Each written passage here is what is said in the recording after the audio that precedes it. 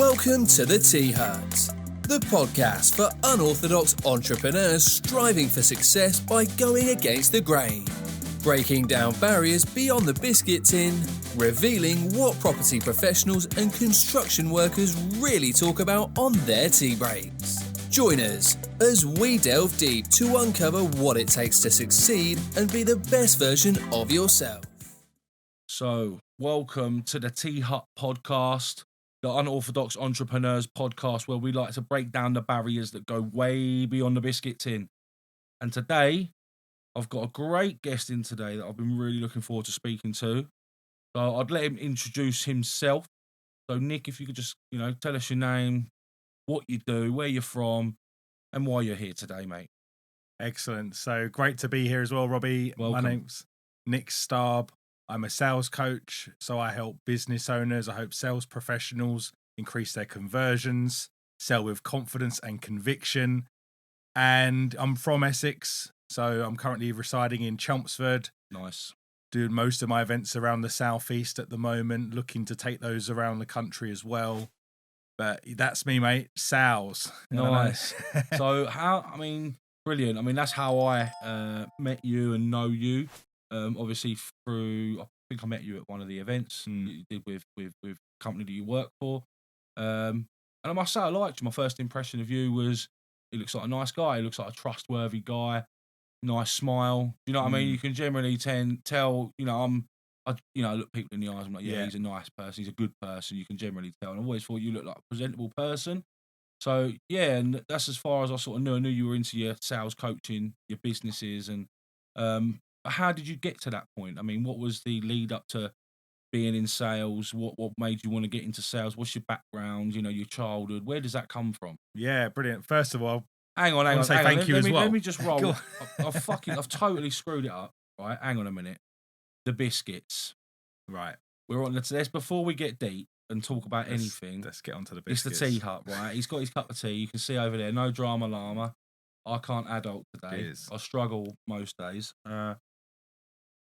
And I'm one of them annoying slurpers. So if anyone out there, me too, that gets triggered by they're going to get double today. Slurp, it's lovely. And I hate because there's a good thing people get really triggered by as well. It's their time to leave, I reckon. Ian, my partner, hates it. Like, he gets all like funny. But right, so you bought some biscuits in. I ask everyone to do the same thing. Yeah. Because it's often a good opening debate. Everyone chooses different things. So if you just want to pick them up and show the camera. Yeah, this is it. I've gone a bit. And you know what? I'm loving it. You're loving it. That's the main thing. Because I think most of your guests are going to go classical, right? Trust me. They're going to go hobnobs. They're going to go. When you messaged me and you were like, "Yeah, I'll get the custard creams," and I was like, "Have I overestimated this guy here?" Do you know what I mean? You said like, "I'll get the custard," and listen, I love custard creams. Yeah, I'm a bit of a weak one for brilliant biscuit. But you were like, "Yeah, I'll get the custard creams in," and I was like, I was like, I had you down for premium. Something like this, premium. Yeah, that's it. I've just got to be honest with myself. So I've gone for the Fox's chocolate rounds. Nice. Now, obviously, as we all know, if you've had these biscuits, amazing. If you haven't had them, you need to get them right now. I'm going to sell these biscuits to you. Now, they're shortcake, obviously, that gives it that nice, real crunch, lovely bit of flavour. But the amount of chocolate they put on the outside of this. Yes. Rob, they don't skimp on it, do they? You take one, mate, and then we'll both sample this live, shall we? I'm doing it. So these dunk brilliantly, I think. I think you've got to give it a good 5 seconds at least. least. They're ones that can withstand a good soaking, can't they? You see, by now, I reckon a digestive would have crumbled.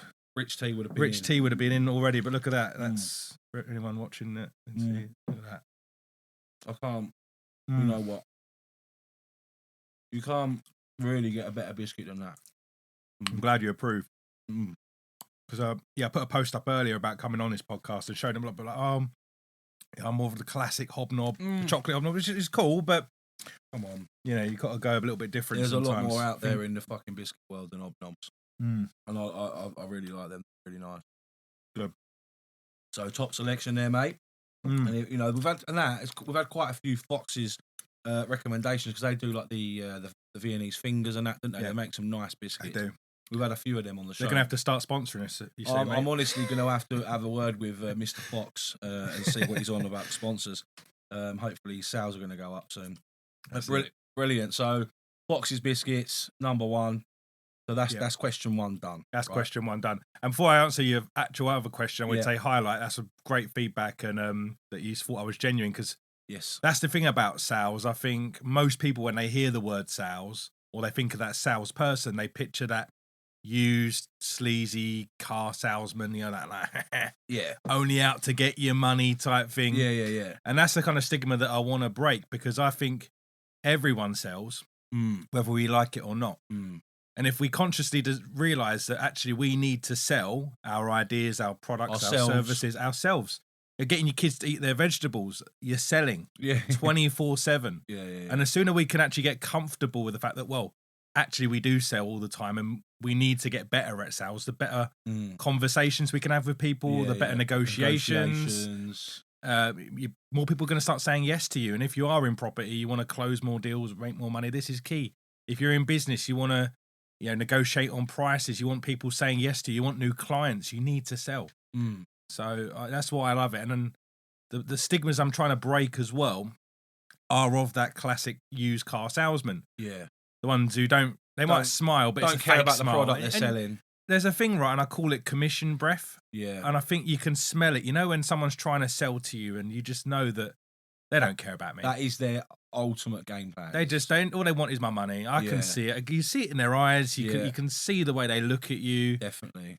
But we all need to sell, but we need to sell the right way. So that's why I do what I do effectively. So it kind of gives the audience to know I'm not that used salesman. Yeah. I'm selling by serving. Yeah. Name of a great book, by the way. I'm just going to plug that in there. I should have bought it with me. Yeah. But that's what the book's all about, is really like, serving by actually selling to people and solving their problems. Yeah. So okay, cool. So when did that come out? That came out in September 21. Nice. So it's just over a year, almost a year and a half now. So what is that book? Is it like a basic framework, or is it what can people get from reading your book? Yeah, the idea, mate, is that it's a simple system. I've made it into a 3-step system that anyone can follow. Yeah. To love sales, to be able to use sales in their life, their business, and then be able to influence other people with sales. Yeah. So be able to like close more deals, make more money, and just love that process, because it's aimed at anyone. That's the key thing. Like, I don't want to just say I'm working with business owners. I'm working with companies. I want this to be it's a generic rule that anyone can follow to get better at sales in their life. Yeah. And as we've just highlighted, it's everything that we do. So, and like you said to me earlier, you don't have to. I mean, you do work with people that are in property, but you don't have to be in property to come to your boot camp or your course or anything like that. Dog walkers, hotel owners, cake designers, ice cream manufacturers, you've got something to sell, anything. If you've got a product, you got but the biggest thing that people are coming to me now with is information. And I think this is great. And even what you're doing now. So when you say information, are you saying that people are coming to you with knowledge that they've got on a certain subject or topic, and they're saying to you, Nick, how can I monetize this? Bang on. Yeah. And I think this is what the market is screaming out for at the moment. Hence why I'm sat here now. Yeah, why you're here. I personally, as you may know, I'm from a construction background. This isn't, my job.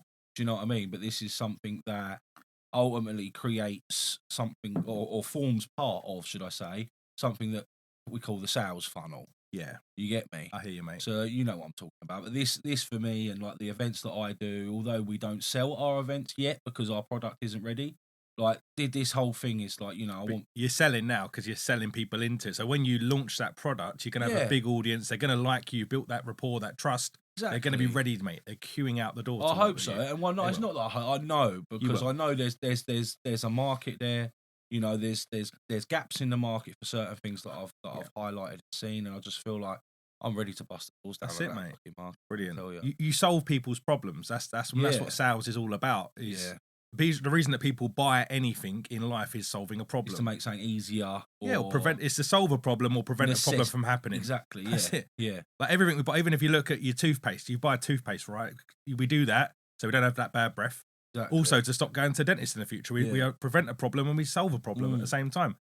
So again, rolling back, where did your love for sales, is that something that's just developed over time, or is it something you've always been in? It's developed, mate. And actually, I found myself thrown into the deep end thousands of miles away, the other side of the world in Australia, come out of university like most people, had that degree, didn't know what to do with it, like 50 grand's worth of student loan debt. And I was like, I ain't ready to go get, well, I tried to get a job, I won't lie, and I did IT computing, no relevance now whatsoever, but I couldn't get that job. Money. Yeah, well, you know, it's like, hey, I want to go, I've got this degree, hey, oh wow, that's amazing, we want that, we want you to have experience. Yeah. Well, how can I get experience if I can't even get a job in the first place?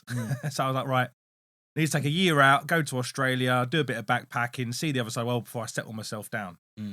And I make my way over to Sydney. I'm out there for even a week, and like, anyone who's been to Australia don't realise it's even more money than London, and that's pretty expensive, right? Yeah, so, very quickly that my savings were dwindling. I was like, right, I need to get myself a job. How old were you at this point? I would have been, this was almost 9 years ago, so around about 23 years old. Yeah. Yeah, out of university, yeah. Oh, so we're the same age then. Yeah, 32 next week. I'm 34 this year. So. Okay. Yeah, not far Maybe off. my maths was wrong. I'm sure not, yeah. Yeah. Early 20s. Early 20s, yeah. But, when I was out there, I found myself very quickly, there was two types of jobs. You either get a job in a bar, or maybe on a farm, if you want to do that. I tried that for a while to get my second year. Nah, horrible. Yeah, or you get a job in sales. Yeah. And I'll never forget the way they got these jobs applied to us. Went on Indeed or whatever it was in Australia, those job searching websites. And they had a list of, great, do you like fitness? Do you like working out? Are you passionate about it? Brilliant. Oh, that's me. Yeah, I love the gym. Yeah. I like looking after myself. This sounds great. And I go in for this interview and it's nothing to do with that. And I get the job, and then I find out my first day of work, I'm going door to door helping people change their electricity. I'm like, what? Where's that? But do you like keep you fit? Do you like walking down the street? Yeah. They literally gave me the Mac. Said, you're buddied up with him today. You're going to shadow him, and then tomorrow you're on your own. And it was such churn and burn. And they can get away with it in Australia because they've got all these backpackers coming in constantly. Yeah. And that was their model. Yeah. And at the time, I was like, fuck, I don't know if I don't want to do this. I was bullied in school. I wasn't the most confident person growing up. And the thought of like knocking on strangers' doors in another country, talking to them about electricity when I'm like 23 years old myself, I ain't got a clue about it. Have a certain element of confidence there, isn't you? But I had to. It's a saying there, you got to fake it till you make it. And I was like, you know what? I ain't going home. I ain't running out of money. I ain't selling myself on the street. Yeah. So I've got to do something now. I've got to make this work. So I did all the training they got me to do, and that was sleazy sales. That was pushy manipulation, smoke and mirrors. Give them this fear of loss. Don't get me wrong, you can use urgency when you sell if it's ethical, but they were teaching you all the stuff to manipulate people to go get their bills. Yeah. Tell them that they're forcing their hand into making the purchase. It was like, tell them that they're not Australian, it's China who does all their bills. Like all this stuff, which wasn't probably even propaganda true. Propaganda shit. It was selling on fear, selling on that. Yeah. And the Aussies would be like, "What? China? I ain't doing that, mate." Terrible impression, and that's not what I'm here for. But But very quickly I found myself like, okay, I've got to make this work. And I actually was like, you know what, Nick, like, I mean, my brother had done a lot of training and like to get where he was, and he was always watching YouTube videos, reading books. And I'm like, I don't want to be like this. This doesn't feel right to me. So I've got to go out and learn how to do this properly, how to have these conversations. Yeah. So I started to read books like Rich Dad, Poor Dad, How to Win Friends, Influence People, Never Split the Difference, great sales books. And they taught me actually it was more about getting to know the person, finding out, what are their problems, what's their motive. Yeah. What are they suffering with? So if you're looking at people's bills, is it the price? Is it the service they get? Is it the fact that they don't like their time? Whatever. Mate, find out their problems. It's pretty much exactly the same as what we do when we're approaching vendors directly to buy their sites off them. Yeah. We send out letter campaigns. That's the start of it. They call us with an inquiry. We then, go through the pre-qualification stage on the phone, asking them the questions we have to ask. Yeah. And then we go to the meeting. And it's all about, like you said, building that rapport and answering their pain. Finding out what their problem is. What sparked them to pick the phone up to us and say, we want to sell our land to you. Why? Do you know what I mean? What are they in debt? Got a mortgage to pay? Have they got a serious operation for their dog they got to pay for? That's it. You don't know. But you've got to find that reason out. Because if you just assume, it's about the money, you want money, you want money. You could fall very Then you quickly. are that salesman who is out there like talking 80% about you need to do this, it's going to save you money, And you're not actually understanding why. But you're not asking them. Yeah. And if you find out, oh, it's about my dog's operation, oh God, and how's that going to make you feel when What's you your can dog's get your name? dog? Yeah, get to know the dog, and then Where's the dog? and then make them realise that, okay, you've got to solve this problem, but you can't leave this any longer. You can't wait another month, another 2 months, because what if this dog then gets even iller and dies? Like, you know, so you're making them realise that digging up that pain, making them feel that pain, because people move when they're in pain. Yeah. And once you've uncovered that pain, you need to make them realise the consequences. They do nothing different today. Yeah. And then it's like, shit, I can't. Maybe I have been putting this off for a while, but can't leave it actually any longer. I like this guy. He's going to help solve my problems. Yeah. Let's just do business. Yeah. And that's what it's all about. They've almost bought from you, like by doing that and showing them that you're a real nice person and that you care about them as a person as well, and not just a statistic. They've almost bought from you before they've even said shook your hand. Yeah, that's it. And that's the way I look at it. That's it. When I go into these sorts of meetings with people and I'm trying to do business or I'm trying to strike a new relationship, I go in there with the end of the meeting in my head already. I'm already visioning, we're shaking hands, we're laughing. Do you know what I mean? Yeah, like, I hear you. I'm a massive visual person. I will always manifest things. If I want something to happen, I'll think about it constantly until I'm fucking sick of thinking about it. But that'll make me do it. Like, do you know what I mean? Holding yourself accountable. Yeah, right? It gives me big drive, and that's what I do to myself. It can be quite. I'm quite hard on myself. Do you know what I mean? If I don't meet my own personal goals, like that, I set myself even on a daily basis. So I'm quite hard on myself. If I don't do something I know I should have done or whatever, I'm constant. It's pros and cons, isn't like it? That? Yeah, you know what? And I used to be like that a lot more. And this is what I used to say to my clients now. It's good to focus on a result. Like, I need to achieve this result.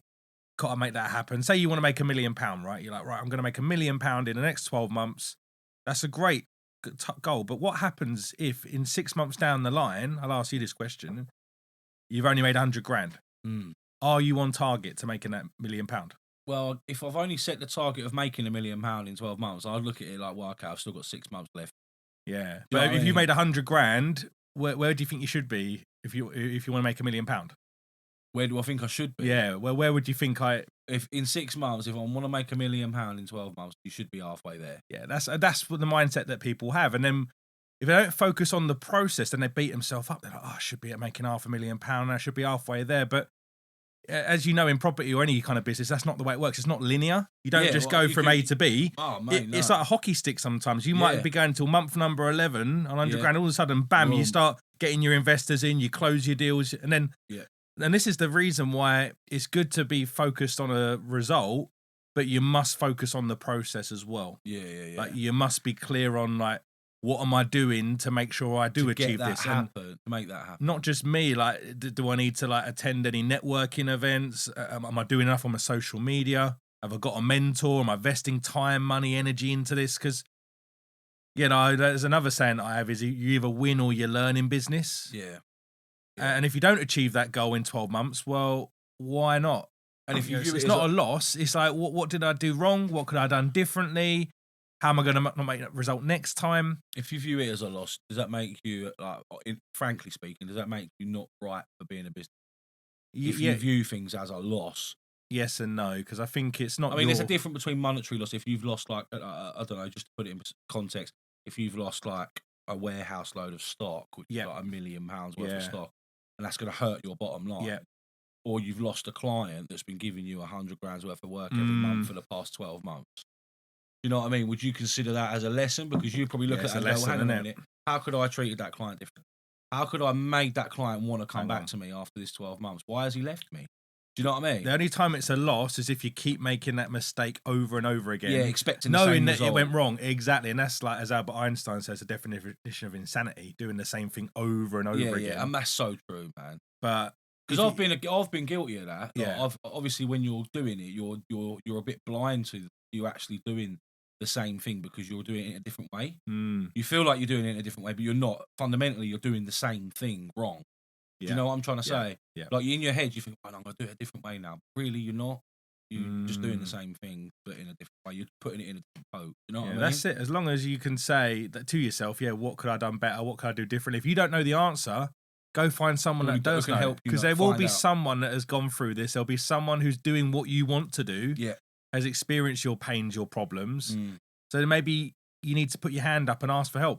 Yeah. And that's something a lot of people don't do. And I don't know why. Do you reckon that's fear of judgment? Yeah, you know what? I think it's ego and fear That's of what I'm judgment. saying. Yeah, it's like, ego, isn't it? If I'm being seen to like not know everything, and like especially if like I don't know everything, and I've been in construction now for nearly 20 years of my adult life, and I've built houses for people. I've managed 40, 50 guys on. But I don't know everything.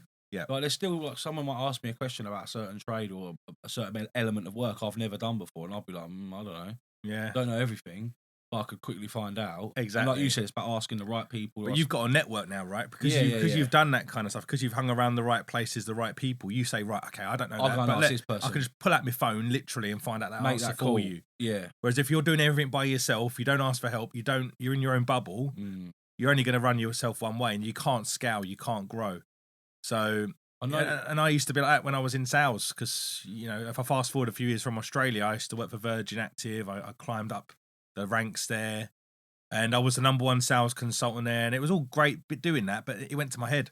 I thought I was fucking Billy Big Bollocks. I thought I knew how to sell, and like I couldn't be coached. I was great. Yeah. But actually, if I look at what I know now from really investing like tens of £1,000s into sales and business, public speaking, property, all this stuff I do now, I didn't have a clue back then. Yeah. I kind of wish I could. That was the start. For an experiment, go back and sell gym memberships like I used to. Because if I was number one back then, and what I know now, Jesus. Yeah. You'd have probably took it to another level. Yeah, a whole new level. Yeah. But like now it's all about coaching. But that was obviously the start of your journey, right? Yeah. That Do you know what I mean? So you've obviously got into that in Australia because you in a corner. You didn't have another option. It was like, you got into sales because there was no other jobs available. Yeah. You jumped into it, you gave it a go, and look where you are now. That's it. You've gone down that path. I very quickly learned that it was a great way to be making money without a ceiling. Yeah. And because I'd done it at such a young age, I just come back to England. I couldn't work a job where it was like, you're going to get paid this money. And no matter what you do, you work, you do a great job, you do a bad job, you do an average job, you get this money. Yeah. What's the point? Oh, and you might get a little bonus at the end of the year. You might get a few hundred quid. Yeah. If you lick the boss's arsehole and you do this, do that, you might get a little bit of money. Nah, that's not me. I want to get paid for my performance. Yeah. And that puts pressure on myself, like good pressure. Yeah. Like if I want to then buy nice things, pay my bills. It's on you. Go on nice holidays. I'm like, right, Nick, I need to start selling more. I need to start learning how to close this objection. Oh, I lost that deal. Why did I lose that deal? But whereas I think if you're not really incentivized by, you're only working for a boss or you're working for a company, your aspirations are limited. Why would you go out there and seek extra help and support? Why would you? You're just going to do your job, aren't you? No, and that's why I think everyone really should be having some type of side hustle, some type of business, even if it's in anything, property, mentoring, social media, like be doing something on the side where you're in control. Yeah, it's yours, so it's your business. Yeah, like, what I mean? When you're running something yourself. Mate, I was watching this fucking YouTube video, I think it was like an advert that popped up. I was watching a video, and there's this girl that had started her own business. Literally, she had found a design she liked. She'd found an online business that printed T-shirts. Yep. You've probably seen or heard similar all stories. This kind of stuff, yeah. Oh, mate, do you know what I mean? She's like started earning like $6-7 a month just by selling T-shirts that weren't even she didn't sit there and physically with a pencil and go, oh yeah, this is my design. She found that design, bought it. There's another. Do you know what I mean? And there's another guy made me laugh quickly. So it's in the paper. He's a guy, right, and he's buying stuff from Poundland, and selling it on Amazon. But he's like selling it for he buys it for £1 and sells it for like 10 quid. Yeah. And people think they're getting a bargain on Amazon, or they just need to buy it there. So that just goes to show that if all you just need to do is think about something, and if it seems crazy, fucking give it a go. Yeah, wouldn't you say? Yeah, because if it's normal, if it ain't crazy, then someone else would have thought of it. Exactly. I mean, so you got to take action and do some stuff that scares you. How many times have you gone into a warehouse shop, like what do they call them? I know, like like a Costco, big one, you know, or them bookers, places like that. You go in there, you got like these big multi-packs things. You're like, it's well cheap. Yeah. I could sell that. That's why they stamp all the thing on them, not to be sold individual, because they know someone else will do that. Yeah. You know, the ice cream man selling fucking multi-pack crisps for fucking 20p. But that's the whole point. People have been doing it for fucking long time. Business, buying and selling. It's nothing new. It's there. It's what we've been doing. Before we had money, we were trading in other currencies. Exactly. Do you know Food, what I mean? wasn't it? Yeah, whatever they had available. Yeah, weapons. Trading this for that, trading this for that. Yeah. There's stories about people sometimes, isn't it? You've seen those things on social media where people start with I don't know, a pin, and they trade it and end up buying getting a Lamborghini at the end of it by trade. It's mad, isn't it? It's just that's it, and people will want something that you've got, and you'll want something that they've got. So, and the same going back to what I mentioned earlier, information. And this is what is key for anyone listening right now. If you're thinking, I want to start a business, start something. Well, I guarantee that you are good at something that someone else would like to learn. Like you've 100%. Got a skill, whether it's cooking, cleaning, gardening, you're good enough at something that someone else would be like, I would pay to learn that. Yeah. I would pay for you to teach me, whether that's through a book, a webinar, subscription, whatever, like a portal. And they will exchange their time and effort and energy for your service. Yeah. And what I love about information is you ain't got to then go out and hire materials. You ain't got to get a warehouse. You haven't got to build a team as such. You could be a one-man or one-woman band. All you need really is a laptop and internet connection. Yeah, that's it. And that's what my clients are doing mainly. And they're now like they've left their jobs. They've started their own business. They then go on other things like property, and they're now living their lives of freedom. And I think this is what I want to get people to wake up to, is that the system is broken. You know, that system that we're taught in school, go to work. I don't know one from the schools listening to me, but I hope they are. Listen, they'll never let me speak in a school. I don't disrespect school teachers, because at the end of the day, they've just gone and done their thing. You know, what we're taught to do, stuck to the mode, and, you know, gone and got a job, probably going to work it till they die, and be happy with that. Same. But listen, mate, you'll agree, mate. I think that we need, in the world and the ecosystem that is the world, we need worker bees, mate. Yeah, we need worker bees.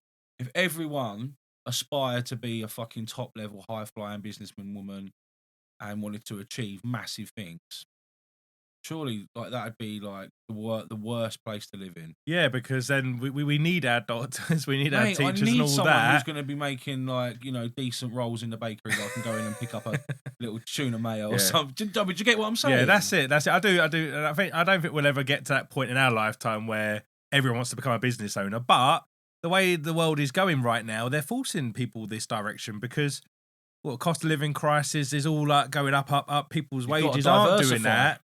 And this is why more people are waking up now. The fact that the system is broken. You can't just, you know, go to school, get this education, come out in debt, go and get a job, retire at 65 on £150 a week if you're lucky, and die. Yeah, like that to me is not living. And then the state sucks the rest of your estate up, and your kids. And you pay taxes on your death, and that's it. Yeah, exactly. You've just lived a life of emptiness. Yeah. That's what like stopped me. I mean, I've been self-employed my whole working life, right? Never been employed. Ever. I think I might have been for like a week on an agency. I done like a bit of factory work when I was fucking 15. Yeah. You know, when I left school, I thought, Mum was like, you need to do something. I'm like, all right. Looked at this agency. They were like, packing plumbing fittings into a bag and put them into a box. It was that, like, I was just like, mundane. Okay, I'd done it for like 5 days. Got to the end of the week and I was like, oh, fuck this. Do you know what I mean? Like, I was doing all sorts of stuff at that age, stuff I shouldn't have been doing, but my mum was like, you need to try and do something legit. You need to get yourself a job, and just trying to be a mum. Do you know what I mean? Of course. But they don't. Yeah. Mate, the limit. I love my mum and I love all my family. I respect them very much. Yeah. But I'm a believer. Like, how can you really, really, really take advice from someone who's never done what you want to do? Do you know what I mean? Do you get what 100%. Do you get what I'm saying? Like, when you're aspiring to be a certain level or do certain things, and you've got people around you that are telling you can't achieve it. That's what's funny, isn't it? Bro, it's damaging. When it's damaging, and also especially when you want to go out and start a business, you want to get into property, and then there's other people in your family. Oh, you can't do that. It's now the right time. What are you doing? And then you got to just ask yourself, well, are they the experts in what you want to do? Have they done what you're doing? Exactly. No. If not, just say no disrespect to them. Yeah, no, it's not that they hate you and they want to claw you down. They're probably looking out for you in their own head. But their fears and doubts are going to put scarcity into you. Well, they and they're project going to hold that on you back. and then that puts doubt in your head, doesn't it? Exactly. Because that's what it has done to me in the past, where I've got that from people I respect in my family that I'm close to. Like my granddad, for instance, I'm really close to him. Been like a father figure to me. And he's pulled me aside a few times over the past few years. And he's been like, look, like, give it a serious, like, one-to-one. Like, what are you doing? Yeah. You all right? And I'm like, yeah, like, I'm good. And he's like, yeah, but are you though? I see how stressed you get. And like, you know, and I'm like, look, I know I get stressed. I know on the outside, when you're not in it and you don't know why I'm doing what I'm doing, or you don't understand what's going on in the background, you're going to look at it in fear because you don't understand it.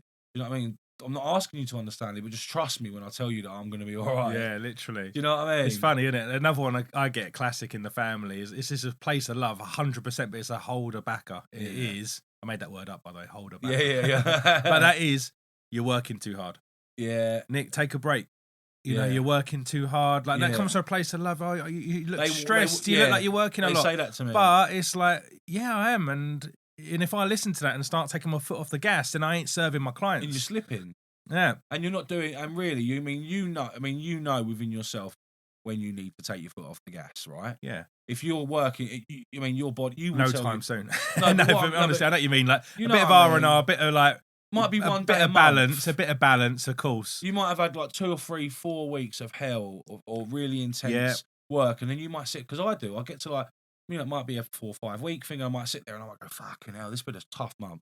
Yeah. You know, and then I might go, you know what, tonight, come on, babe, let's go out for a meal. Yeah, oh yeah. Do you get me? 100%. And that's me chilling out. And you need to reward yourself as well, because if you just working, you don't actually take time to like, that's all you ever say, do. Let's go for dinner, let's go for that holiday, let's treat myself to this, that, or the other. Yeah. Then you actually don't get gratification from what you're doing, and you become a slave. You work, and then you're just stuck in that system. Yeah. So you need to actually take time to enjoy. Like, never get so busy making a living that you forget to live a life. 100%. Yeah, 100%. But also, we just got to be very careful about those people around us. Like, little comments that come from a place of love that can really hold us back. Sometimes if they're close to you, i.e. they're close family members, I would say that 90% comes from a place of love. Oh yeah. But I do think that there are them toxic people that I know I've had it. I can't speak for you. No, mate, 100%, yeah. Do you know what I mean? But I know that I've had people that have been close to me, really, really close to me, and probably been the most toxic people in my life. Yeah. But then that's a good way of you realising that and then actually getting them out. Like, yeah, there's a saying, isn't it? Jim Rohn says, you are the product of the 5 people that you hang around the most. Yeah, 100%. So if you're hanging around 5 broke people, if you're hanging around loads of skimp people, you're going to be like that as well. Yeah. It's your network is your net worth. Hang around 5 unsuccessful people that are always moaning, bitching, complaining. You're going to be a product of that. You can't help it. It's gonna imprint itself into your mind. Yeah. But then if you start to hang around those successful people, so say if you do want to get into business, you do want to get into property, and you start just to not physically hang around everyone, follow them where they go, but just follow them on social media, attend their events, read their books. All of a sudden, you're surrounding yourself around like-minded people who will understand you. Because most people, I say, like, but do you like when you say like-minded people? Yeah, I was going to get onto that. Like-minded people's great, but I like being challenged as well. I like positive people, and I like action takers. I like people who are bold. I like people who are not scared to take risks. But then I've got massive risk because I'm quite a big guy. And physically to look at, I can be quite intimidating, especially when you're a cuddly bear, mate. I am, but when I'm like really in the zone and I'm quite assertive and I'm quite loud, people can get intimidated by that. Do you know what I mean? And I are you like that? Are you in your sales approach, or are you like? I try to be not to be. Like, naturally, I'll be honest with everyone, that's not me naturally. Yeah. I'm very quite soft, I'm very emotional. But that's why I'm quite good at sales. I can understand people and really get to know their emotions. You can tap into different people quite easily. Yeah, but then I've got to be careful that sometimes I'm not too soft, I don't get walked over. So I've been able to, like, as I've developed and learned about public speaking, business mentoring, find a new energy, because no one's the perfect human. You know, we've all got pros and cons. But actually, when you're speaking to different people, it's about becoming a chameleon. Yeah. Like being able to know, like, what type of person are you? Like, and match their energy. So if someone does come at you and they're quite loud and fast, you've got to match that energy. You've got to be like, yeah, come on, let's go, let's do business. That builds rapport and that builds trust. And if you've got someone who's a little bit softer, sleeker, you can't go in like, yeah, come on, let's go, let's go. You're going to scare them off. Because they're just, you're going to intimidate them. Yeah.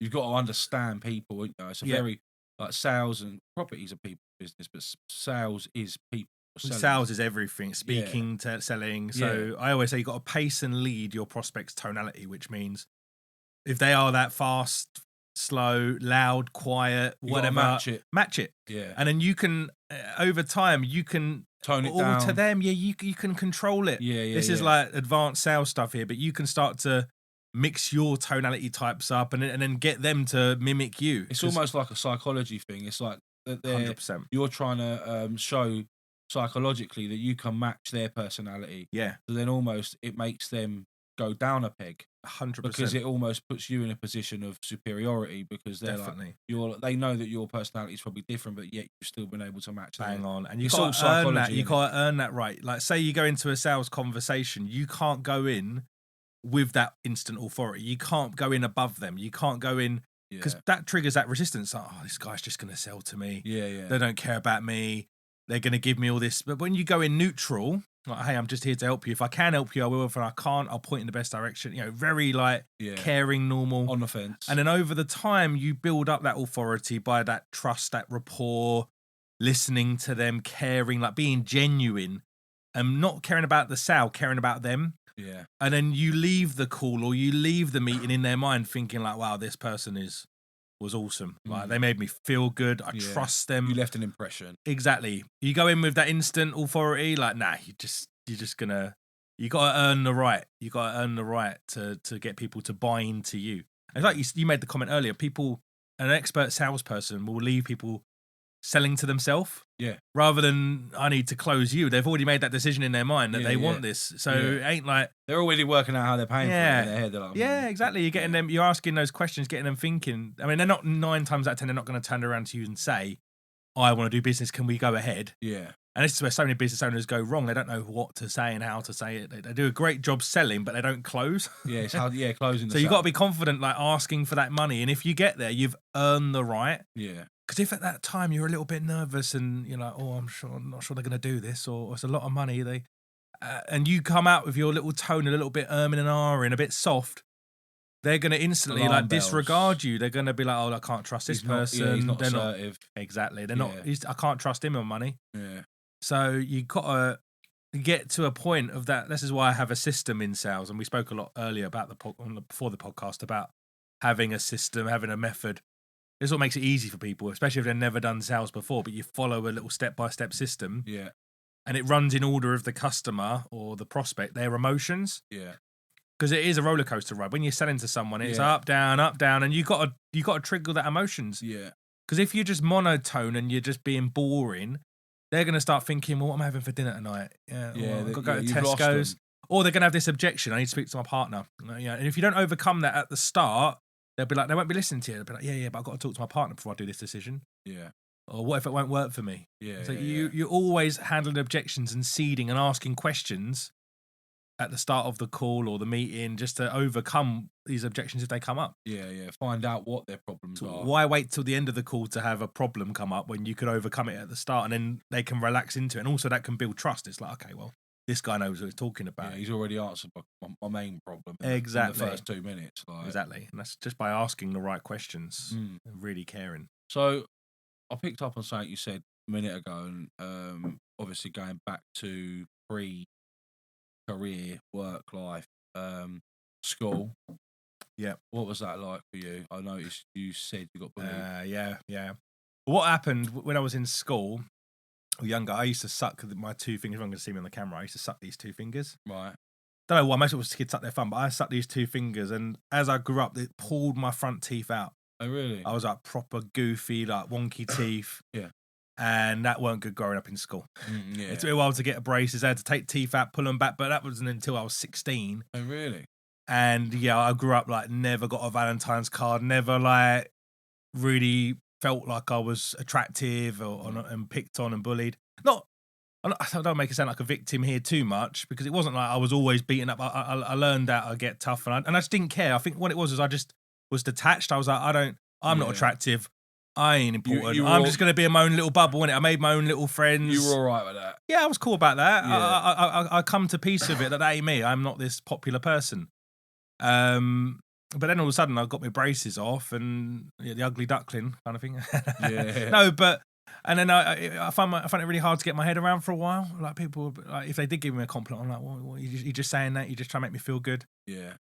So that kind of played on my confidence levels quite a bit Because growing up. like I said to you, now, look at you now, you look confident, you're sharp, you dress well. Do you know what I mean? You don't look like someone who would have a confidence issue. Thank you. But but you got to be like that. And if you're not confident, you need to look at yourself and tell yourself. Yeah, you got to affirm that. You got to. That's what I think affirmation's important. So important, mate. Like, if you it's what you feed into here will project itself. Whatever you out here. Napoleon Hill, and I love my quotes, by the way. I've noticed Napoleon Hill. Whatever you perceive and believe, you achieve. Yeah. So if you think like, oh, I'm not special, I'm not good enough, you ain't gonna believe it. Because that's in sales the same. If people say, I can't sell, salespeople are bad. Well, they're gonna have a bad opinion on salespeople. Or when they sell, they're gonna feel I'm a sleazy salesperson. So that's another quote. Change the way you look at things. If you believe that you can or you can't. Henry Ford. Then you're right. Yeah. Bang if you on, think you can or you think you can't, you're probably right. Henry Ford. Yeah.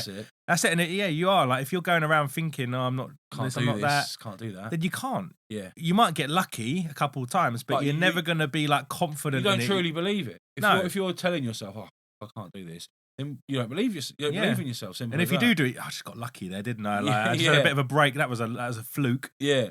Whereas, okay, if you do have the mindset, we're not going to tell you that if you go in, I'm going to make £1 million tomorrow. It's going to happen. It's not that easy. But at least you're on your way to making it happen because you've got the mindset. Maybe then you can start having those conversations. Okay, well, what do I need to do? Yeah. Who do I need to hang around? Like, what do I need to learn? What do I need to make happen in my day-to-day to make that happen?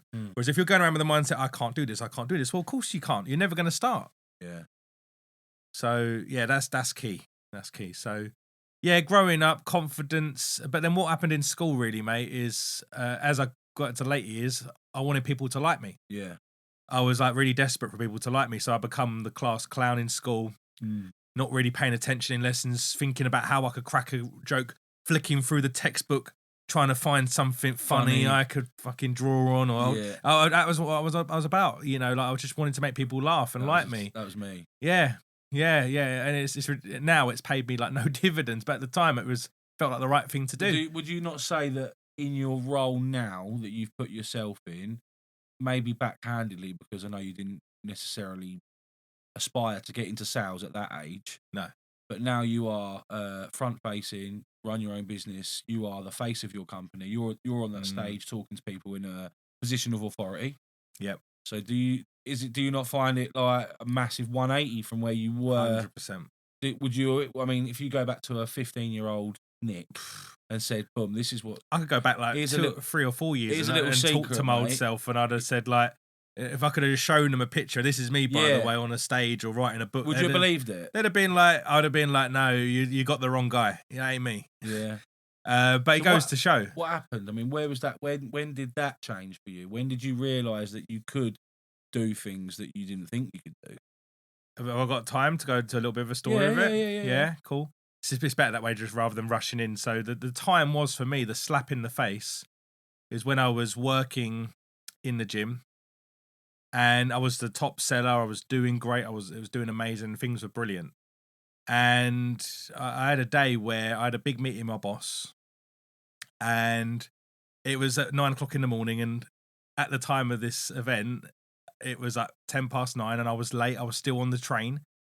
Now, I'd left, by the way, my house half an hour early. I don't know if anyone can relate to this, where you leave early, but all of a sudden the train don't come. Yeah. Then the signal failures. You get on the train, you're like a sardine. And look at my watch. I'm like, oh, shit, I ain't going to make this. And I get to the meeting, and this is my regional manager. I won't say his name here, but he's just to paint a picture. He's a short guy. He's 5'0". He's got a bald head. He used to shine in the light. Attitude bigger than he should. But he made you feel this big. He loved to abuse his power. Yeah. Like he was one of those managers that nothing was good enough. He was probably bullied in school himself, but he was taking it out on other people. Yeah. Rather than using that negative as a positive. Yeah, that was him. But he made it to where he was. I'm sure many people can relate to knowing people like that. And 100%.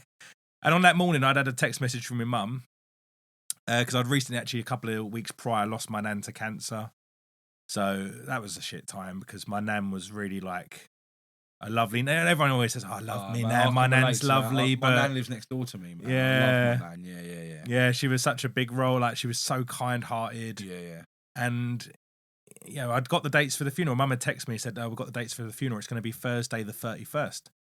Now, that in the sales industry was the last day of the month, a day that we called closeout. That's where the targets had to be here. And, it's a big day. Yeah. So at the end of this meeting with Jay, I say to him, "Look, Jay, I've had a text and I've got the dates for the funeral now. It's going to be next Thursday." He goes, "Sorry, Nick. No time off at the end of the month. No, it's not me. It's company policy." You know what, Jay? Screw you and screw your job. Did you say that to him there and then? Nah, that's what I wanted to say. Well, okay. But this is the thing. I felt frustrated. I felt weak, unconfident, because the reason I couldn't say it is because I had climbed this greasy corporate ladder. And you were at this point. And I was on the wrong roof. I'd worked overtime. I worked weekends. They didn't give a fuck about you. No, they didn't. That's what the penny dropped for me. Then I'm like, fuck it. I'm just irreplaceable. And I'm doing so much for this company. Okay, cool. I was the top seller. I was on decent commission, but good money. At the end of the day, they're telling me that I can't take my nan's funeral off, like as their top seller, and I'm like, you know what? That's bullshit. In that moment, something inside me died. Yeah, and that allowed me. Like, I look at everything. I think we almost covered it 5 minutes ago. Like, everything that happens to you, being bullied, all this, can be a lesson and get you where you are today. Take a positive. You got to take the positives all the time. Or if you're willing to, like, when something bad happens to you, go and do something about it. How can I learn from this? Exactly. How can I get the help? And that's the mind. That's what triggered in me, because before that, I was the Billy Big Bollocks Know It All salesperson. Because you were put on that pedestal at that company. Yeah. I was made to be the best, the number one. And I become number name one on the whiteboard. Ringing the bell, hitting the gongs, all this in the meetings. All the emails going out number one. I got sent to Las Vegas by Richard Branson. In 2018, with other top performers, stayed at the Bellagio. So nice. Yeah, it was nice, but like you were just part of the cog. Yeah, part of it. And that's what they do to keep you in. You want to work. You want to win this award. It's you want a bonus. That, it's that competition, isn't it? You want that. You want to beat everyone else in the organisation. You want to be number one. That organisation. Yeah. Yeah. So that was great, but that moment when that happened allowed me to be coachable. Yeah. And I had someone who was reaching out to me for a very long time. They've been trying to put their hand out to me, like, help me. And I just kept pushing them away, like, go away, not interested. Yeah. And actually, it was one night on the train home that I listened to this person, and I was on my phone. And actually, I'm on Facebook scrolling through, and an advert pops up, and there's this guy on my phone. He's got white teeth. He's a proper Essex boy. And he's actually my mentor, Liam Ryan. You know Liam as well from the property side. Yeah. And he was on this webinar talking about, well, if you've got a talent, if you've got a skill, you can become a public speaker. You can become a coach, help people. And I was, okay, well, I'm good at sales. I thought I was at the time. I didn't know nothing to what I really know. That was what you were Well, in. yeah, I knew that I could do it and I could monetize off of it. And I like helping people. And I was like, okay, well, let's just do this. Let's be a coach. And look, I was very skeptical still, like many people when they start their journey of investment.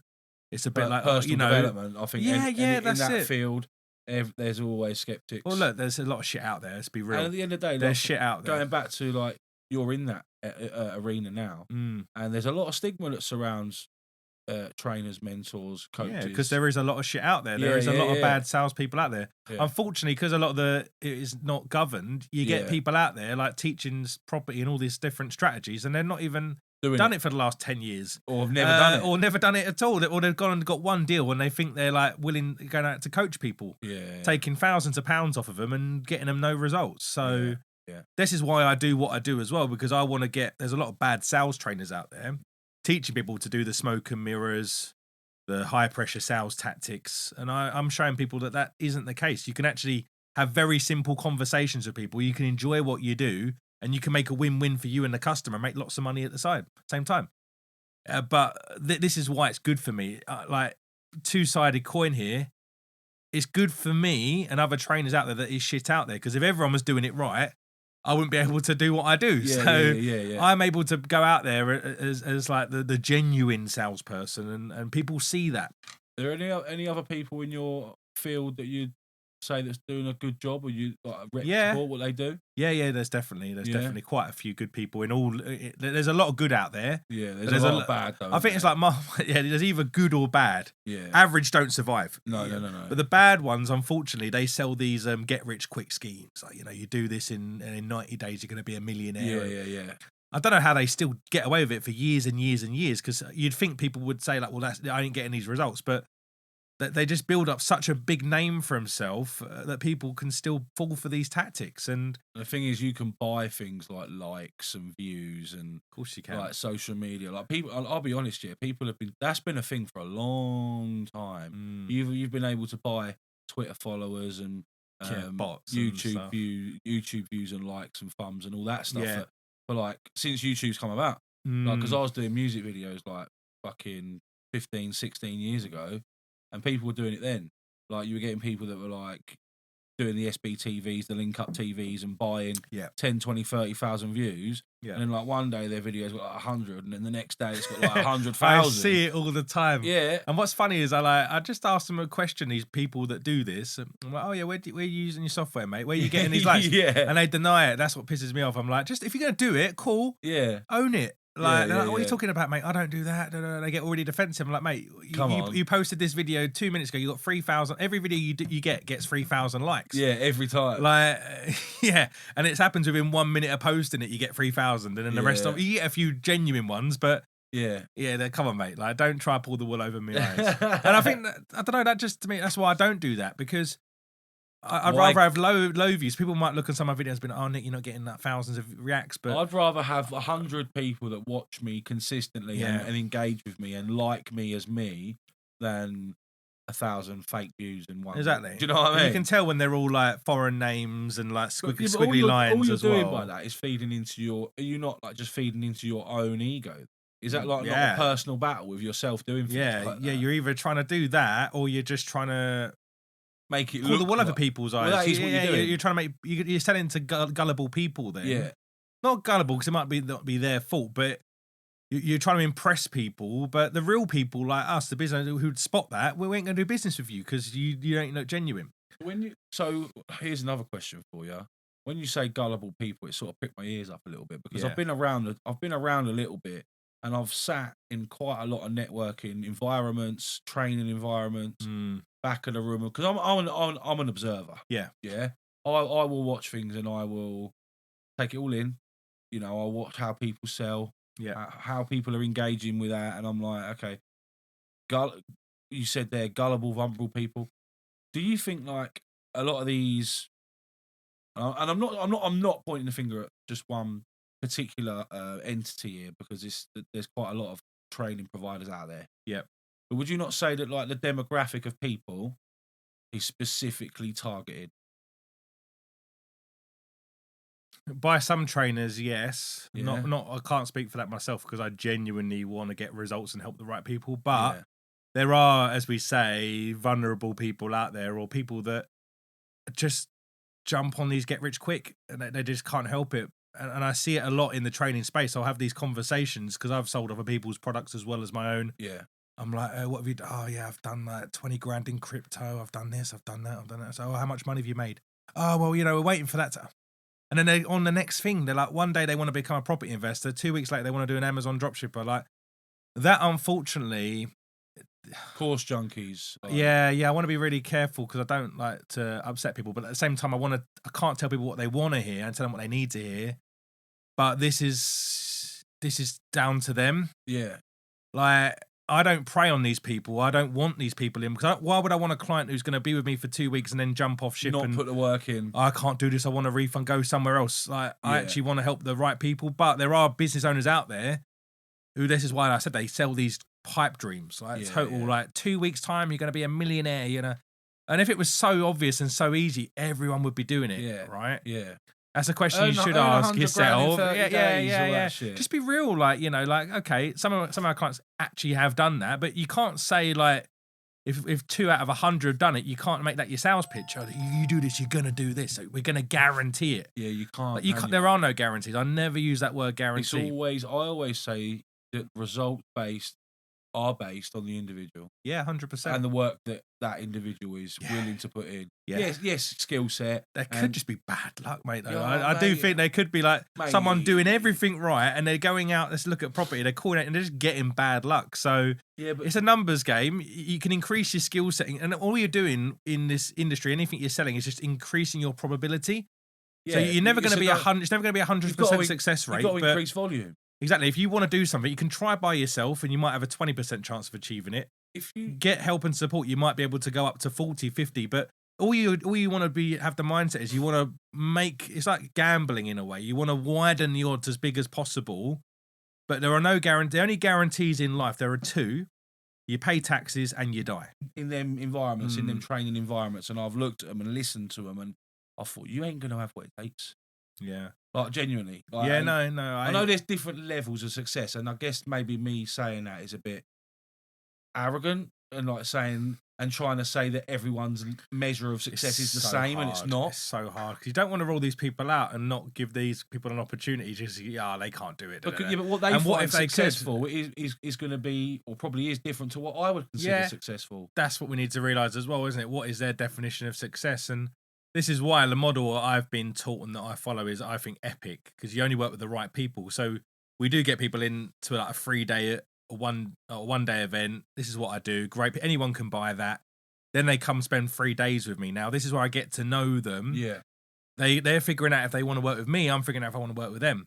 And then they'll have an interview with me or my team on day 2 or 3 to see if I can mentor them. So this is why we get to really ask the questions. And if they are that type of person that isn't going to do the work, isn't going to be successful, then we don't work with them. Yeah, that's it. Whereas other trainers who are just about the money are going to see these people as suckers. Like, oh yeah, it's brilliant. Yeah. This person's got the money, but in my opinion, it's not. And that does happen a lot. It happens a lot, and this is what gives us trainers a bad name out there. And this is what I want to correct and I want to wrong. I'm not going to be able to do it by myself, but that's what I stand for, really, is to sell ethically to the right people who you're going to help. Not force it. Yeah, it does. I've just seen it. It does not do you any favours. You might get the money there and then, but it's going to catch up with your business. It's going to catch up with your reputation. Yeah. And people talk. Man. People talk. It's a small world, isn't it? Especially in this education industry, the personal development industry, whether you're in property or business training in this country. 100%. It's all quite interlinked, isn't it? 100%. In the property space, whether you're doing like. Yeah, you see someone at one event, another event. It's all like, and everyone talks. But that's cool. That's good. It's a good community. And that's a good thing. But as a coach, you need to be mindful of that. Yeah. You'll be careful what you say in the training rooms, careful what you say one-to-one. Okay, you want to be able to teach, but just be mindful of the information. And you've got to show up every day. Yeah. Now, we spoke about this earlier, and it's a good thing to highlight, like expectations. Managing them. And this is what I've struggled with in my business recently. And I can, I've heard some feedback from some of my clients. I feel like I do a great job. I always give 110%. Yeah.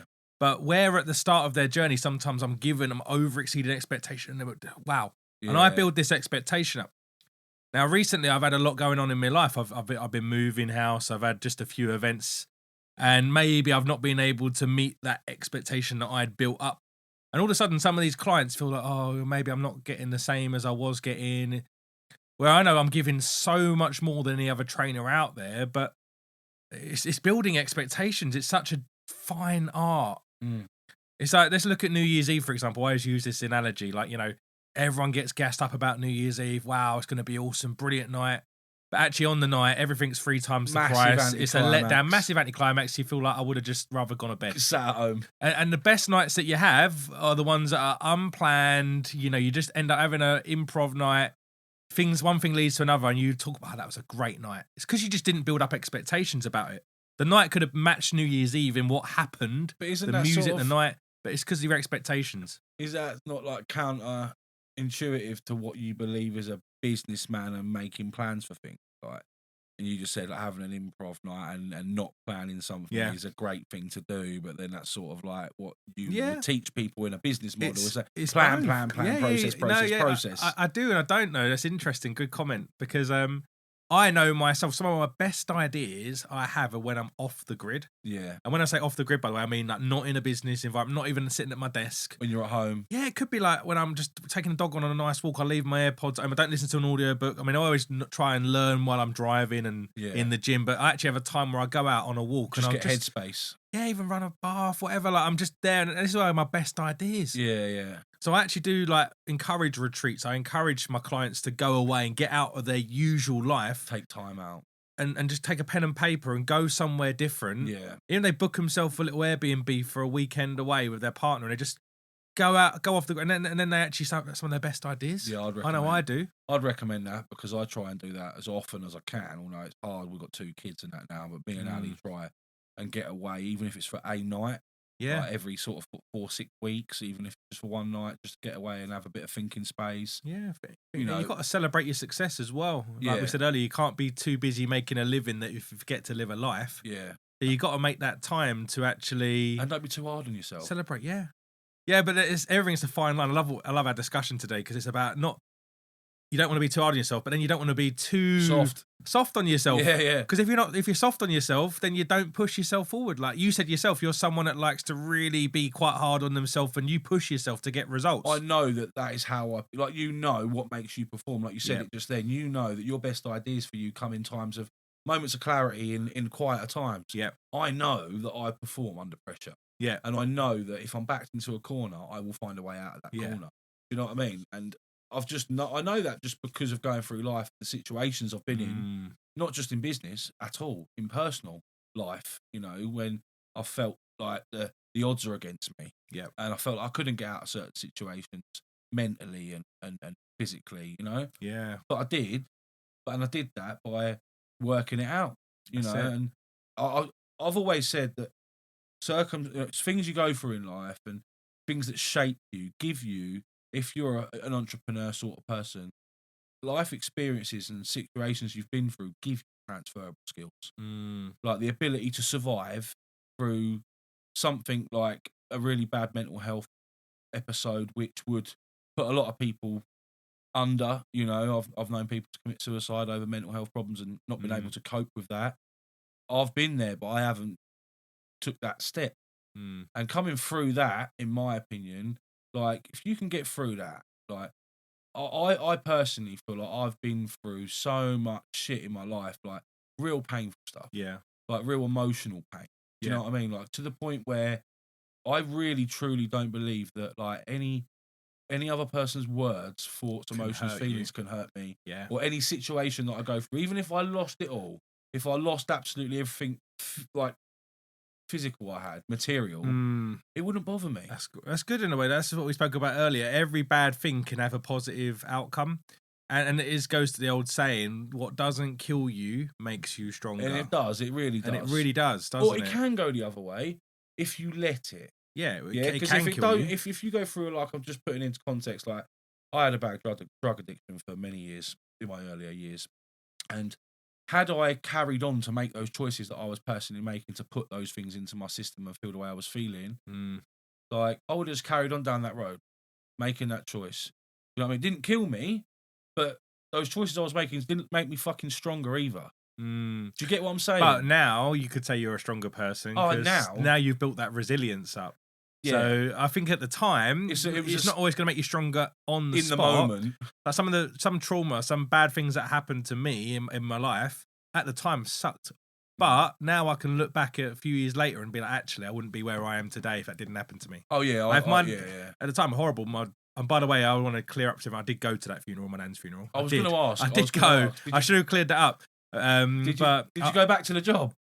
Well, no, I stayed at the job. Obviously, then I went on the public speaking course. It took me a while, but I started to then sell my training courses, replace my income, and I left my job. Did they get pissed off with you having a day off? It wasn't really mentioned, but at that moment, that my passion had died. It was just the fact that he said at the moment, he probably went away from that meeting and be like, actually, I shouldn't have said that. I felt like, but it was too late. Still said it's done. it. Still said it. And in that moment, I just knew I couldn't work there anymore. But then it didn't happen instantly. It's a couple of weeks. But I maybe then, imagine that didn't happen and I saw Liam on this Facebook ad and I would have maybe, like most people, ignored it. Because I always was ticking that cross, not interested. Yeah. But on that day, I was ready for the message. Yeah. So actually, I look at that. Well, now I'm actually helping to help hundreds of people. They always say like when you're ready, because of that, when the student's ready, the master teacher shall will appear, innit? And that's right. Yeah. And the same thing about investment. Another good quote is, always be the dumbest person in the room. Oh mate, we're dropping some fucking bombs today. I love that quote. Yeah, I love that quote. But it's true because I think you mentioned it earlier, didn't you? About like you don't want to get comfortable. Grant Cardone quote. Yeah, it's Grant Cardone. He might have referenced it to someone else actually, but he's definitely said it. Yeah, but you do want to be that dumbest person in the room, unless you're the teacher, of course. Yeah. But you got to be out there, like, that's what I'm doing. And if you outgrow your pond and you stay there, then actually it's like that whole people you hang around. Maybe they were good for you a couple of years ago, but if you outgrow that and you stay there, you're never gonna take yourself to the next level. Me and my missus talk about this all the time, and it's mainly due to like we don't judge, right? But it's like we haven't really got like a social circle outside of like our professional circle now. Like the people we work with, we socialise with now. Yeah. So, but go back 10 years, we had like our own friend groups. I'm not from around here. I'm from like London way, North Hertfordshire, Essex ways. So my friend group was down there. She had her friend, and when we got together, I started a business, and then we started working in the business together, and we started having these visions of where we could actually go with it. Once we stopped fucking around making a silly decision, we really went for it. Hence why I'm sat here now. But we like friends just dropped off like over the years. It was like now it's just me and Ali, like, and we're always sitting there thinking like they're still doing the same shit we were doing 15 years ago. Yeah. And like, but if you didn't drop off from them, maybe you would still be doing it with them. Oh, I would be. So actually, that's the good thing, isn't it? That you can look at them and be like, wow, thank God we actually. Nothing wrong with them. I'm not hating on people. No, they might be happy, and if they're happy doing what they're doing, and that's their life. That's their life. That's cool. Yeah. But when we grow and we go on that journey ourselves, I weren't happy. No, exactly. But that's cool. It's fine because if they're happy, they're happy. But I just want to say I'm not a judgy person, and I don't look at people and go, you know what, I'm better than you. I don't. No. I'm just going, well, you know what, I couldn't live like that. No, I think you do have to, as an element, like just look at your circle right now. I think everyone needs to, and just ask yourself: are they drains or radiators? Like, does this person suck the life out of me, or they're giving you warmth, or they lifting me up and backing me? Like, and it might be like the sucking the life out of you as the drain actually being like for a place of love, but they might be holding you back, stopping you doing things you want to do, telling you that you can't do certain things when really it's now the right time. What about this? What about that? Maybe we should wait and see, and then you're like, all right, give it another year, and then another year never happens. We all know that, and we put things off, and then life gets in the way. Next week, man. Well, I hear stories all the time about people they working their ass off till retirement, and a couple of days later they drop dead, and they never enjoy their So why you got to live now, man? You got to start doing stuff. I totally agree. Totally agree. Is there anything like I ask this to most of my guests that come here? Because it's interesting to get perspective because I often get the same sort of answer. But is there anything in your life that you regret that you like truly sit? I know if you're going to be like clever about it, like a lot of people, oh no, I don't regret things. No. I'm going to come out with some, but I'm thinking of the main one. If there's one thing or two things or whatever it is, you can go back and go, yeah, you know what? That had quite an effect on my life. I wish I hadn't done that. Yeah, really good question. Because you know what, I'm gonna totally spin it. Like, I could have looked back to my childhood, like not being like trying to be the class clown, like caring what too much people thought about me, and that was a bad thing. And it went on for years. Like my relationship, I lost loads of relationships at the time because I grew this like codependency of needing to feel love, validated, and it got a bit weird. Like, I'd get very emotional, very upset. But now I'm over that, and now I've met the love of my life, Sue. So, and the same is in business. Maybe if I wasn't bullied as a kid and grew that, I wouldn't be where I am today. Yeah. So I'm going to answer it with like, I have regrets on some of the ways I've acted, but I wouldn't change it. Yeah, because it's made you... Because I wouldn't be here today like doing what I'm doing. Analyse it and evolve, right? Yeah, it's made me stronger. So... and I can't say I've ever done anything like robbed the bank, punched an old lady, or done anything that terrible. So I'm quite lucky. But my regrets would be initially the things that come to bed about the way I've behaved or my weaknesses. But then I wouldn't be where I am today, and I think I'm doing quite a lot in life to help give back and help other people. Yeah, I wouldn't be able to probably do that if I wasn't like that in the first place. Yeah, So maybe a bit of a different answer to what you used to. No, but, yeah, that's a good answer, really, because most people go, "Oh, well, I don't regret anything," which is bollocks. There's no way you live like your life and don't regret a single thing. Yeah, no, I regret wasting. I mean, for me, it's wasting because time is. As I've grown older, I've realised this more and more that time is our most valuable currency, isn't it? Or commodity, whatever way you can look at it. And I regret wasting my time with wrong people. Yeah, that's the only thing I regret. Okay, that's cool. I like that. Do you know what I mean? Because I put a lot of and that's my nature as a person to try and help. Yeah, and that's where if I was to be really critical of myself, I could sit there and go, you know what? I probably wasted 3, 4, 5 years of my life on people that literally drain the fuck out of me. No, do you know what I mean? Though, no, that's true. That's true. That's one thing I we can all relate back to relationships or sometime in our life where not just relationships with partners, as in females and in that sense. Anyone. I mean, personal friend relationships and jobs, ideas that I've had, and I've wasted time with other people. You know what I mean? When really, if I'd have had those thoughts now, I wouldn't even dream of doing those sorts of things. But then you're here today, maybe you got to look. I spin it like the way I answered my question is that's all cool, but maybe you wouldn't be having this podcast, helping give back. Yeah, that because it's like a butterfly effect. Maybe you could go and change one thing in the past, and that would change everything in the future, right? Totally, so I didn't walk across that road. Yeah, exactly. Yeah. So that's a crazy thing as well. Like maybe me doing that enabled me to realise that I do enjoy helping people. Yeah, but but now you know what to look for in a person. Yeah, like because maybe it was a few years, and you're like, oh fuck it, but.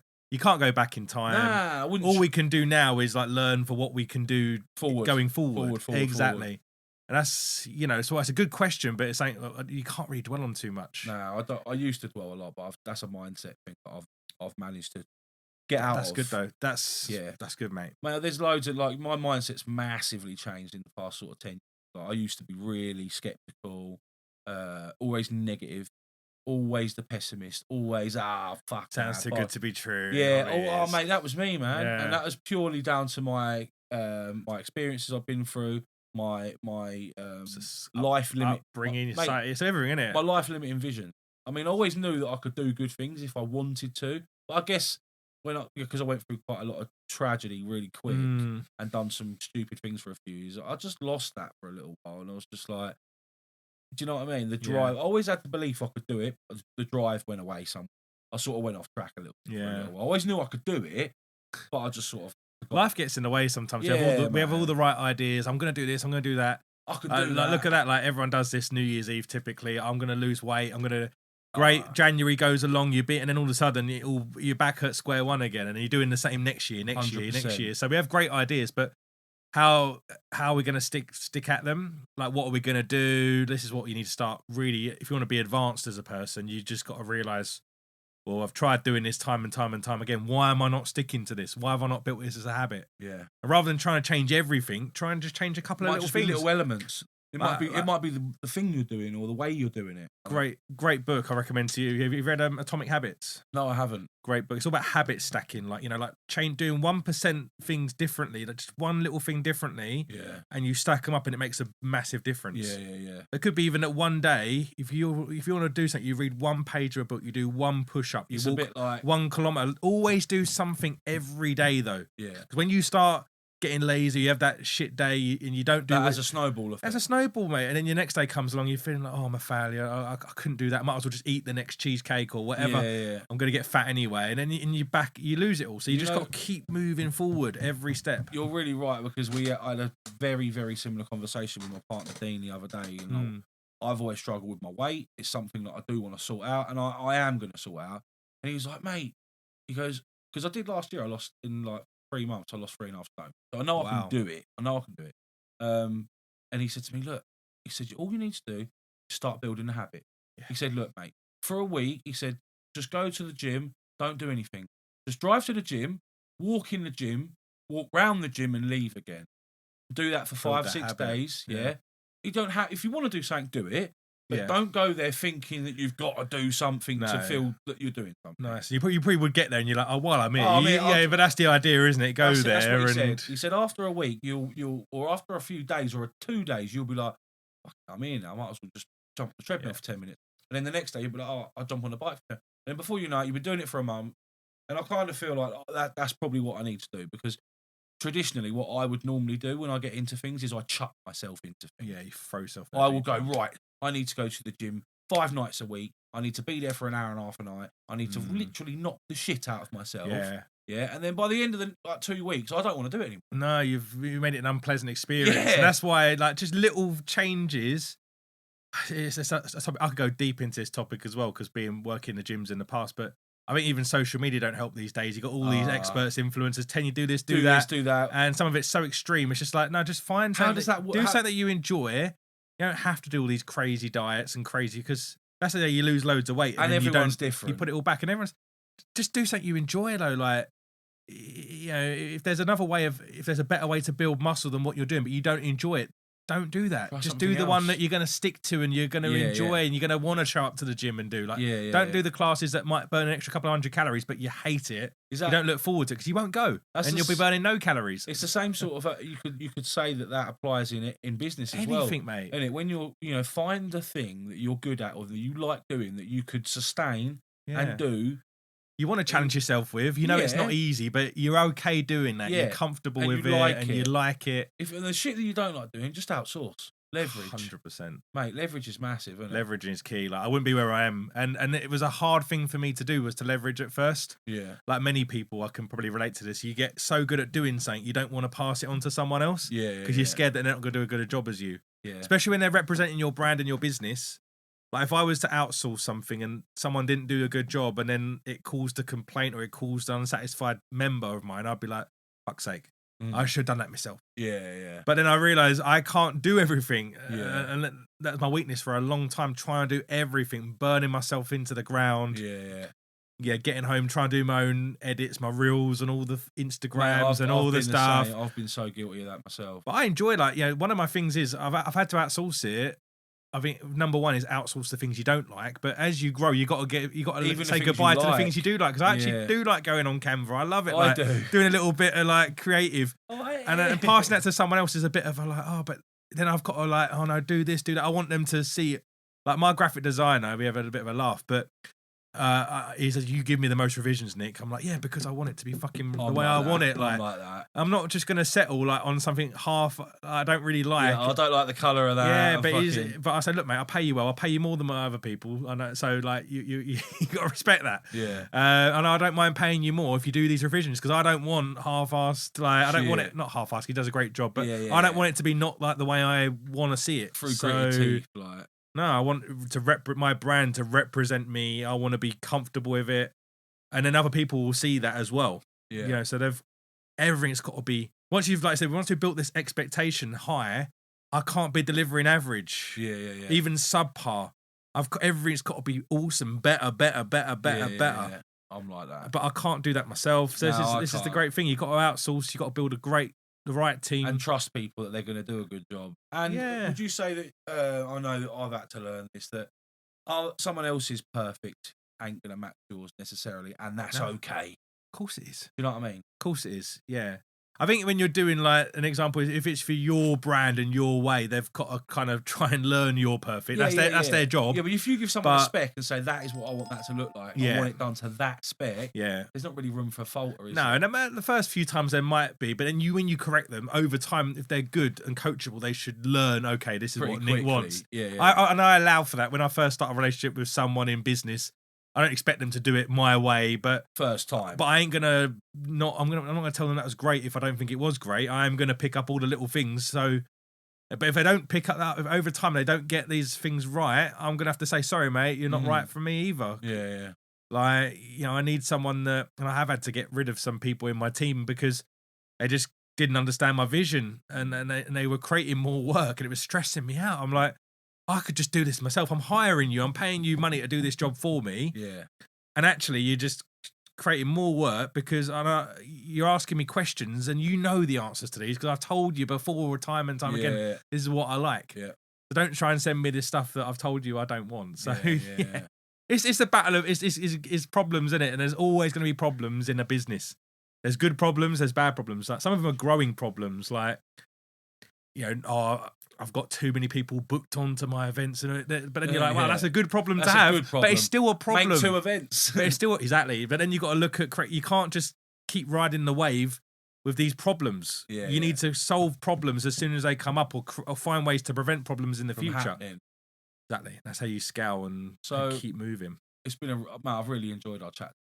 Really enjoyed it, mate. But before we wrap it, I'm going to ask you a couple more questions. Right.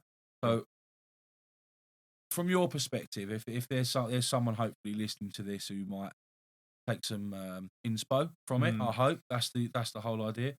So, if there is those people sat out there listening, thinking, "Yeah, I've got an idea, I want to start a business," what are the top 3 things from your perspective? Someone who's in that position right now, listen to this. I want to start a business. What would you say to them? Right, do it. Number 1, just if you've got an idea, you got something, just go out and do it. Richard Branson, I'm going to drop another quote here. If you get offered an opportunity, you don't know how to do it, say yes and then learn how to do it after. Later. Exactly. Yeah. But this is the thing where we talk about regrets earlier. Like, people might be on their deathbed and they're like, oh, they never say, I wish I had more money, by the way. It's always, I wish I had more time. I wish I did this. I wish I did this idea. Yeah. So if you've got an idea now and you don't execute it, you don't just make it happen, and you have all the intentions, I'll do it in a month's time, I'll do it, it don't happen because you keep pushing it back, and then all of a sudden you just don't do it. Yeah. So if you've got this idea now, number 1, do it. Get it down on paper. Okay, yeah. And that's one thing, got on paper, but even just doing it. And then number 2, it leads on to, well, if you don't know how to do it, go out and find how. Yeah. Start reading books, watching YouTube videos, like going to networking events, like find someone who does what you do. Yeah. And there'll always be someone out there who can help you in business. Or who's doing similar. Social media. Yeah. Exactly. And then you can outsource as well. It's at your fingertips though, isn't it? Like you said, social media, contact someone. Everything. Google right now. You could have an answer. You could even talk to your phone. Who can I do? In seconds. Yeah. ChatGPT. There's all this stuff at AI. Just be careful with the AI. Don't rely on that to grow a business, because people can tell. But like you said earlier about people that come to you with not necessarily a physical product, but knowledge. Yeah, information. This is why I think it's easy for people to do that. Mate, info-based, like for me, like the idea of subscription sites is brilliant. I think it's a fucking phenomenal idea. Yeah, great. And you can see that you can have layers to that. So my business model, just to show to the audience, is come to a free event or watch me on a webinar, totally free. See if you like me and I like you. Yeah. Then you pay my course, which is around about £700. Is that one going day? up? That's for 3 days. 3 days. So come on my sales boot camp, learn about my 7-step system. And in that, they get a portal. So they get like a home study program with it and all this stuff. Facebook group. And then exactly, all that support. Yeah. And then there's that 3rd level when they come to the 3-day event where we have an interview at the end and see if you're right for the next level, if you want it. And if you don't want it, that's absolutely cool. Maybe you've just got enough from my 3-day training. You're happy to go out and smash it. That's a win for me still. How much does that cost, or does that differ? What, mentoring with me? Yeah. It ranges from £5,000 up to £20,000 at the moment. So you've got different levels. Different levels to suit different needs of types of people. Yeah. But that's my mission. That's why when people are paying those prices, you want to give them fucking I've got to give them that value. I've got to deliver. Yeah, that's it. And I want to over exceed that. Well, you want and many of my always clients want to over deliver, don't you? Yeah. And this is why when we do the interview application process for people, we only work with the people that we want to work with. Is that true though? Yeah, well, look, there's always, honestly, you could never get it 100% right, but you can, rather than just saying click a link and buy my mentoring for $5,000, because you can get anyone doing that. I've got the money, but I ain't going to do the work. You can try your best to make sure that it's right for you and right for them. They might, in their interview, give you all the answers you want, say that they're 100% committed, and then they pay the money, and they don't turn up to any sessions. Yeah, you can't. And you try and reach out. You try and do that. Now, that's the one thing. This is why someone says, yeah, Nick, you guarantee me what's your success rate? I can't guarantee 100% success. That's why I say it's individual based. It's individual, but I make people very clear, hey, if you're going to invest into this, you need to do the work. But if you genuinely, or have you been in the position where you've had that interview with someone, and you've genuinely felt like that your service isn't for them? Yeah, 100%. Quite often. And you've told them? I've told them no. This is why step 5 of my system is that step where you actually qualify people. So you ask them a few questions. You should know by then if they're not, but then you ask them a few closed questions like, are you going to do the work? Are you going to be committed? Are you an action taker? And if they're not, then you actually just you don't say like goodbye, have a good life. It's not right for you. You've got to give them some advice. Hey, it's not right for you right now. It's just not the right time. Or maybe like you try and do this. Go and read this book. Go do this, and maybe come back in the future. You do a tiered system, right? So for me, that's sort of like, look, you might not be suitable for the tier 3, but you're Some people might be suitable for my training in other levels. Some might be playing it small. They might have said, I want to go in on the bottom level, but actually they need the top. Yeah. And I can explain that to them, and it might be vice versa. Yeah. But some people just won't be right for it. Yeah. But you'll remain. You'll keep. I'll always turn those people away 100%, because what is the point? There's enough money out there, and I don't want people on that aren't going to do the work and get the results. Yeah, because it just so if wastes I know your time that person has given me that gut feeling like they ain't going to do it, they're not going to show up. They're not going to be serious about this. Yeah, they just want get rich quick. This ain't for you. This ain't for you. Cool. And I'll do that. And look, I might not make as much money as some other coaches who take anyone, but at the end of the day, I get a better success rate. Yeah. I built a big name in the industry. I'm known as a genuine, caring salesperson, which is what I want. Yeah. It'll very quickly catch up with you if you're just selling to anyone with a pulse or a checkbook. Yeah. Not what you want. Which I've seen happen a lot of the time, and it does make I can see why some new business owners are going to fall prey to it, because of course they're starting a business and they're like, maybe they see someone in front of them, they're not sure if it's right for them, and they're selling a 20 grand product. They're like, they put that money first. It's they need that money. Like, I need that deal. I need that deal. But actually, you need to just really future-proof it and say, is it right for them? Put the customer first. Yeah. Is it morally correct to take their money? Is spending that money going to get you closer to where you need to be? Also, you don't want to work. Some of these people that you work with, if you get that bad feeling, they're just nightmare clients. Yeah, get them out. I'm sure you've had nightmare build clients in the building trade. And you're like, why did I even fucking bother? Have your money back. Have like 10, 20. I don't even want to work with you, mate. The thing is, I used to say to myself, like, when I was in a position of needing the money or felt like I needed the job, I'd be like, shit, I need this job. And even at the quoting stage, the pre-qualifying stage, I'd be saying to myself, this is going to be a nightmare. But I'd still put a fucking price in, probably higher than what I wanted to put in just to not get the job, and still get the fucking job anyway. Yeah, well, that's a win-win. At least then you're a little bit like, okay, well, at least I'm getting a bit more paid for this person to deal with who's this an arsehole. shit. But that's one way of doing it. But yeah, that's it. That's it, mate. Sorry, we digressed. We did. So 3 things.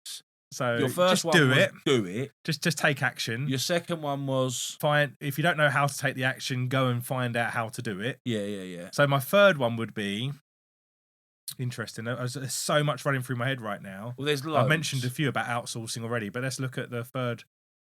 Yeah, I'm just gonna say ask for help.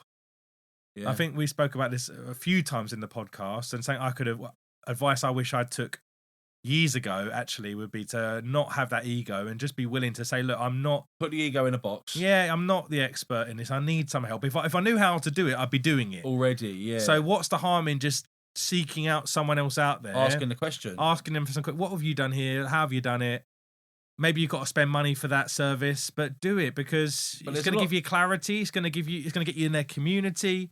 And you said about this earlier when we spoke one-to-one before the podcast about sometimes you thrive in these environments, not just by a mentor telling you what to do, but by being around other like-minded people in those communities and being like, well, when I turn up to these networking events, I don't want to turn up next week and I haven't done any work. Yeah. I want to be better than Nick. Exactly. Do you know what I mean? So that's still serving you in a way. Yeah.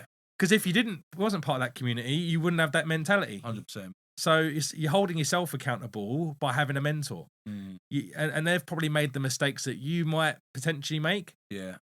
They've had the successes that you want. And most good mentors, I look at it like it might have taken them like 10 years or 5 years to get where they are. And they're now just giving you this model, like this key almost, like this magic key, so you can do it in a quicker time frame. Yeah. Some of my clients, it's taken me like 5 years to learn how to public speak, one-to-many, one-to-one, all these types of sales strategies. Now I teach everyone how to do it in 3 days and then work with people closer, and I can get them to really fire on all cylinders within 6. Yeah. I'm not going to say like the whole within a week you're making £1 million, but some of my clients within 6 months, they are making like over 6 figures. Maybe before that they were not making even like 5 figures. Yeah. In some cases in their business. So you've got to do something different to get something different. Yeah. Don't do the same thing and expect different results. Yeah, I think all of my answers come down to that, really. Take action. Yeah. Just seek out, don't try and do it by yourself, and ask for help. And don't be scared to get out your comfort zone. Yeah, 100%. So what's next for Nick Staab? Just keep going, man. Yeah.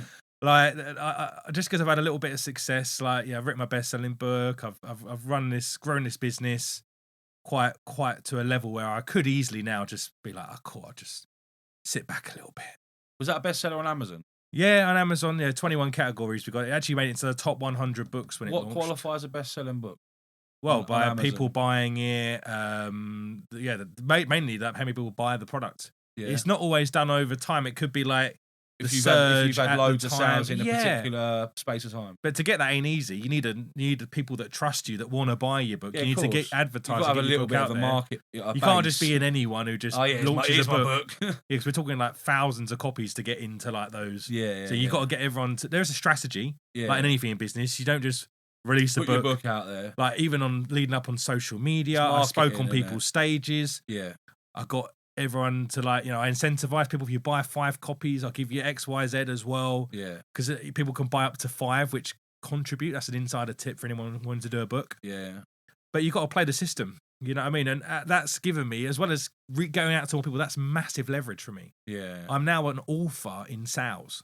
Like instant credibility. If I'm just Nick before, like I'm going to teach you about sales, it's like, well, what's giving you that? Yeah, hi Nick. I've got loads of other things I've done, of course, like mentoring people, like but this is an instant way of getting credibility. Yeah. Oh, here's my book. So I do recommend anyone, and it's not an easy feat, but writing a book towards the start of your journey, it's actually amazing, rather than waiting to write a book about you when you've made it. Yeah. That's what everyone, and people don't do that because life gets in the way. They're like, I'm going to write a book once I've made it. Yeah, it's the autobiography before you die. Well, obviously, you need to have something to talk about. You need to have some results that you've done.